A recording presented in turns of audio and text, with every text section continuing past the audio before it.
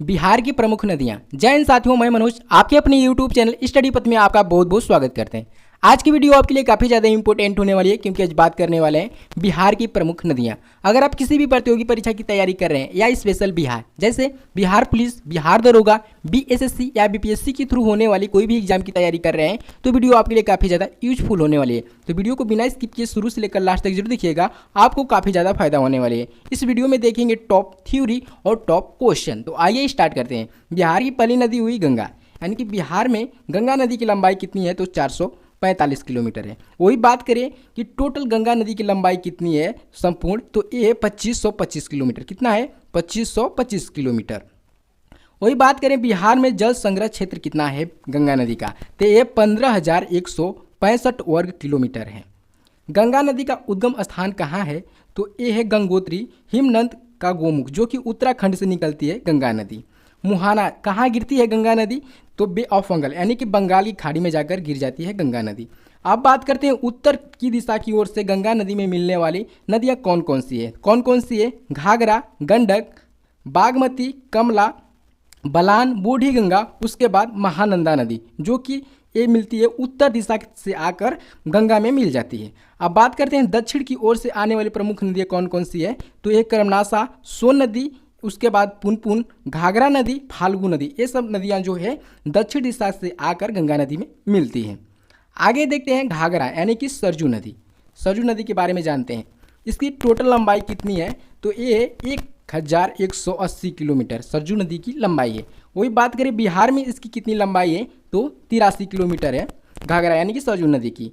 बिहार में जल संग्रह क्षेत्र कितना है, तो ये है 2995 किलोमीटर वर्ग किलोमीटर। ये कहाँ से निकलती है, तो ये निकलती है नेपाल के गुरला यानी कि माँ धाता की चोटी से निकलती है, मंत्र धाता की चोटी से निकलती है घाघरा नदी। बात करें संगम यानी कहाँ जाकर मिलती है, तो ये छपरा के पास जाकर मिलती है, गंगा नदी में मिल जाती है। सहायक नदी कौन सी है घाघरा नदी की, तो ये राप्ती। आगे बढ़ते हैं महानंदा नदी। महानंदा नदी की कुल लंबाई कितनी है, तो 360 किलोमीटर है। वही बात करें बिहार में इसकी कितनी लंबाई है, तो 276 किलोमीटर। कितना है? 276 किलोमीटर बिहार में इसकी लंबाई है। बिहार में जल संग्रह क्षेत्र कितना है महानंदा नदी का, तो 6150 किलोमीटर है। उद्गम स्थान यानी कि महानंदा नदी कहाँ से निकलती है, तो ये महाभारत श्रेणी नेपाल से निकलती है। याद कर लीजिए, बहुत ही इंपॉर्टेंट है, क्वेश्चन बिहार के हर एग्जाम में पूछा जाता है। संगम यानी कहाँ जाकर मिलती है गंगा में, तो ये मिलती है मनिहारी कटिहार के पास जाकर मिल जाती है गंगा नदी में। आगे बढ़ते हैं कोसी नदी के बारे में जानते हैं, जिसको बिहार का शोक के नाम से भी जाना जाता है। शोक नदी के नाम से जाना जाता है किसको, तो कोसी को। कोसी का टोटल लंबाई कितनी है, कुल लंबाई की बात करें तो ये है 720 किलोमीटर। बिहार में इसका कितना लंबाई है, तो 260 किलोमीटर। जल संग्रह क्षेत्र यानी बिहार में जल संग्रह क्षेत्र कितना है कोसी नदी का, तो 11,410 वर्ग किलोमीटर है। उद्गम स्थान यानी कहाँ से निकलती है, तो ये नेपाल के गोसाई स्थान से निकलती है। बात करें इसका संगम कहाँ है, यानी कि गंगा नदी में कहाँ जाकर मिलती है, तो ये मिलती है कुर्सेला में जाके मिल जाती है गंगा नदी में। आगे है कर्मनासा नदी, जिसको भारत का शोक कहा जाता है। पूरा भारत का शोक नदी किसको माना जाता है, तो कर्मनासा नदी की माना जाता है। इसका टोटल लंबाई कितनी है, तो 192 किलोमीटर है। यानी कि कर्मनासा नदी का टोटल लंबाई कितना है, तो 192 किलोमीटर है। उद्गम स्थान यानी कहाँ से निकलता है कर्मनासा नदी, तो ये है सरोदा दाग यानी कि कैमूर से निकलती है। बात करें संगम कहाँ जाकर मिलती है, तो गंगा नदी में जाके मिल जाती है कर्मनासा नदी। आगे है सोन नदी। सोन नदी का टोटल लंबाई कितनी है, तो ये 780 किलोमीटर है। बात करें बिहार में सोन नदी की टोटल लंबाई कितनी है, तो 202 किलोमीटर है। बिहार में जल संग्रह क्षेत्र कितना है सोन नदी का, तो 15,820 किलोमीटर है। उद्गम स्थान यानी कहाँ से निकलती है सोन नदी, तो ये निकलती है अमरकंटक चोटी यानी कि मध्य प्रदेश से निकलती है सोन नदी। संगम कहाँ है सोन नदी का, तो ये गंगा नदी में मिलती है। कहाँ, तो दानापुर एवं मनेर के बीच में जाके मिल जाती है गंगा नदी में। स्टार लगा लीजिए, बहुत ही इंपॉर्टेंट क्वेश्चन है, इसको याद कर लीजिए सोन नदी के बारे में। नदी में बिहार में सबसे ज़्यादा पूछता है कि उसकी लंबाई कितनी है और उसका जल संग्रह क्षेत्र कितना है। ये दोनों इंपॉर्टेंट रहता है, इसको याद कीजिए। आगे देखते हैं बूढ़ी गंगा नदी।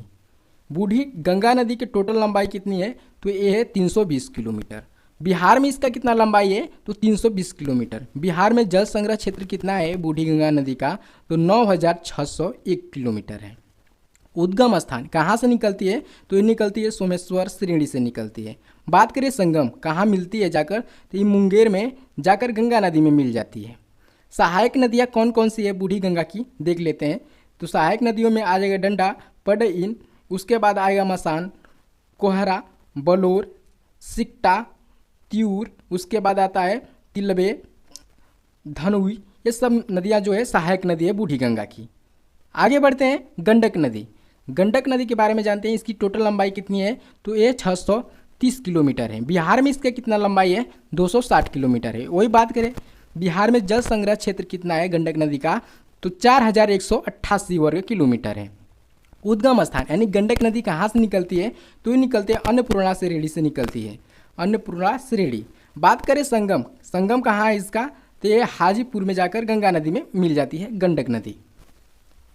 आगे है बागमती नदी। बागमती नदी के बारे में जानते हैं। बागमती नदी का लंबाई कितना है, तो ये 597 किलोमीटर है। बिहार में इसका टोटल लंबाई कितनी है, तो 394 किलोमीटर है। बात करते हैं बिहार में जल संग्रह क्षेत्र कितना है बागमती का, तो 6500 यानी कि 6500 वर्ग किलोमीटर है। उद्गम स्थान कहाँ है बागमती का, तो ये महाभारत श्रेणी यानी नेपाल से निकलती है। संगम कहाँ जाकर मिलती है, तो यह लाल वकया नदी यानी कि देवापुर में जाकर मिल जाती है। सहायक नदियाँ कौन कौन सी है देख लेते हैं बागमती का, तो विष्णुमती नदी, लखनदेई नदी, लाल बकया नदी, उसके बाद चकनाह नदी, जमुने नदी, उसके बाद है सिपरीधार नदी, छोटी मायावती, बागमती नदी, कोला नदी। यानी ये जो है ये सब नदियाँ सहायक है किसकी, तो बागमती नदी की। आगे देखते हैं कमला नदी के बारे में देखते हैं। कमला नदी की टोटल लंबाई कितनी है, तो ये 328 किलोमीटर। बात करें बिहार में इसकी लंबाई कितनी है, तो 120 किलोमीटर है। बिहार में जल संग्रह क्षेत्र कितना है कमला नदी का, तो 4488 किलोमीटर है। उद्गम स्थान यानी कहाँ से निकलती है, तो ये निकलती है महाभारत श्रेणी नेपाल से ही निकलती है कमला नदी। आगे बढ़ते हैं अजय नदी। अजय नदी के बारे में जानते हैं। कुल लंबाई कितनी है, तो 288 किलोमीटर है। उद्गम स्थान कहाँ है अजय नदी का, तो बटबाड़ जमुई से निकलती है। ये संगम है पश्चिम बंगाल में जाकर मिलती है गंगा नदी में। आगे बढ़ते हैं पुनपुन नदी के बारे में देखते हैं। पुनपुन नदी की कुल लंबाई कितनी है, तो 200 किलोमीटर है।